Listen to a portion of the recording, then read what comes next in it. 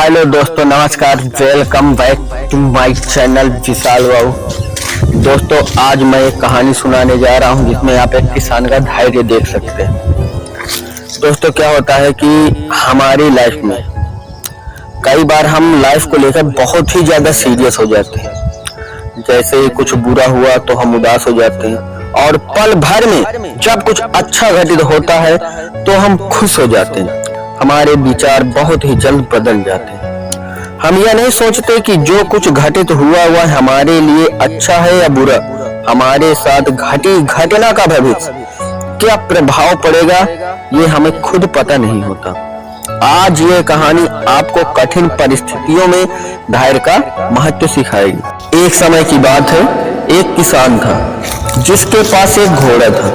वह अपने इस घोड़े से बहुत ही प्यार करता था। उसे अपने घोड़े पर बहुत गर्व था, जो किसान की कमाई का जरिया भी था। वह अपनी इस कमाई से किसान अपने परिवार का पेट भरता था। लेकिन एक दिन वह घोड़ा भाग गया। उसके भागने के बाद समाज के लोग और उस किसान के पड़ोसी उसके पास आकर उससे कहने लगे, हे भगवान, तुम्हारा घोड़ा जिस पर तुम्हें बहुत घमंड था वह तो भाग गया। उसको संतावना देने लगे कि उसके साथ बहुत बुरा हुआ। लेकिन किसान ने उसका जवाब बहुत ही सहजता से देते हुए कहा, हाँ, बहुत बुरा हुआ। फिर अगले दिन घोड़ा वापस आ गया। लेकिन सिर्फ घोड़ा वो वापस नहीं आया, बल्कि वह अपने साथ 3 जंगली घोड़े भी लाया। फिर उसके पड़ोसी उसके पास दौड़ते हुए आए और उस किसान से कहने लगे, आपका घोड़ा आ गया है और अपने साथ 3 और घोड़े भी लाया है। यह तो बहुत अच्छी बात है, आपकी किस्मत तो बहुत अच्छी है। किसान बहुत खुश हुआ, उनकी तरफ देखा, फिर उसका जवाब बहुत ही साधारण रूप से दिया और कहा, हाँ शायद।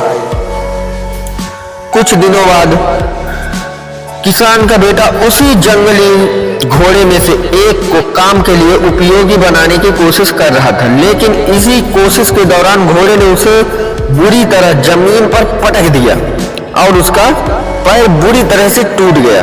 उसके पड़ोसी उससे कहने लगे कि उस पागल घोड़े ने देखो तुम्हारे बेटे के साथ क्या किया है, उसका पैर तोड़ दिया। यह तो बहुत बुरा हुआ।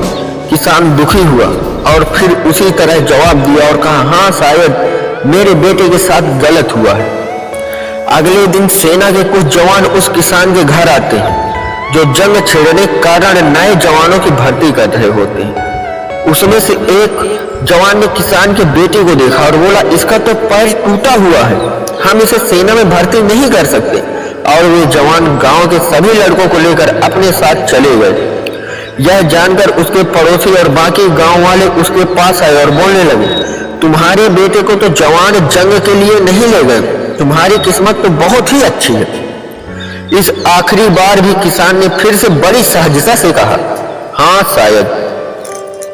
दोस्तों, हमें इस कहानी से यह प्रेरणा मिलती है कि हमारे लिए चीजों को नकारात्मक ढंग से सोचने में जरा भी समय नहीं लगता। जब भी कुछ हमारे अनुकूल नहीं होता तो हम उसे बुरा ही समझते हैं। लेकिन सच बात तो यह है कि कोई भी नहीं जानता कि जो हमारे साथ घटा है वह बुरा है या अच्छा। इस कहानी में भी किसान के भावों में परिवर्तन परिस्थितियों के कारण होता है। बुरी परिस्थितियों में वह नकारात्मक हो जाता है और अच्छी परिस्थितियों में सकारात्मक। इन नकारात्मक और सकारात्मक परिस्थितियों के बीच के समय धैर्य रखना बहुत जरूरी होता है। क्या आप वाकई में यह बता सकते हैं कि हमारे साथ जो घट रहा है वो गलत है या सही, बिना यह जाने कि भविष्य में उसका क्या प्रभाव पड़ेगा हम पर या यह हमारे जीवन पर? मुझे लगता है जवाब होगा नहीं। हमारे समाज में, हमारे देश में ऐसे बहुत से महान लोग हैं जो अपने जीवन में असफल हुए, हारे, अनेक बड़ी बड़ी बीमारियों से लड़े, किंतु उन्होंने कभी भी अपना धैर्य नहीं खोया और न ही हार मानी। यही आगे चलकर बड़े प्रसिद्ध हुए, सफलता के मुकाम पर पहुंचे और महान बने। हमारे बड़े बुजुर्ग सही ही कह गए हैं कि जो होता है अच्छे के लिए होता है। यह छोटी सी लाइन हमें बहुत कुछ सिखा जाती है और ये बात हमें कभी नहीं भूलनी चाहिए। हमेशा कोशिश करते रहो, जीवन के पथ पर निरंतर आगे बढ़ते चलो।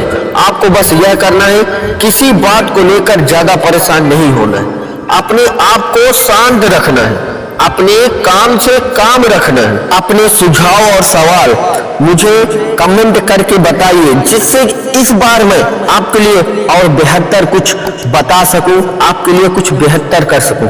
थैंक यू दोस्तों, जय हिंद।